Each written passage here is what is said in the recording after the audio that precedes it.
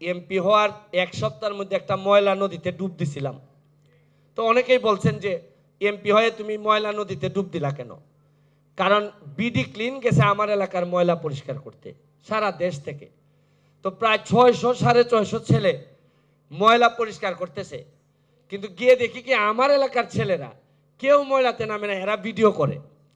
তা আমি চিন্তা করলাম যে সারা দেশ থেকে 650 লোকজন গেছে, গিয়ে বলবে যে ব্যারিস্টার সুমনের এলাকার মানুষ এরম কেন? তখন চিন্তা করলাম যে এমপি নিজে যদি এই আগুনে ঝাঁপ দেয় অথবা ময়লায় ঝাঁপ দেয়, তাইলে এই বদনামটা মনে হয় আর থাকবে না। তখন আমি নিজেই ঝাঁপ দিছি।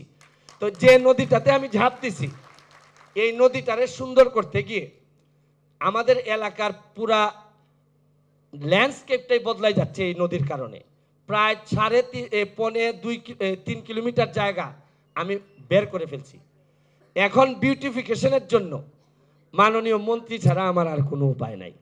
আমি আপনাদের মাধ্যমে মাননীয় মন্ত্রীকে আমি বলবো যে আমি কিচ্ছু চাই না মাননীয় মন্ত্রী, আপনি আমার এটাকে একটু ভিজিট করে দেখে যদি মনে হয় যে এটা একটা সম্ভাবনার জায়গা, যদি মনে হয় এটা একটা এলাকার ল্যান্ডস্কেপ বদলাই দিবে, তাহলে আপনি আমাকে একটা বরাদ্দ দিবেন।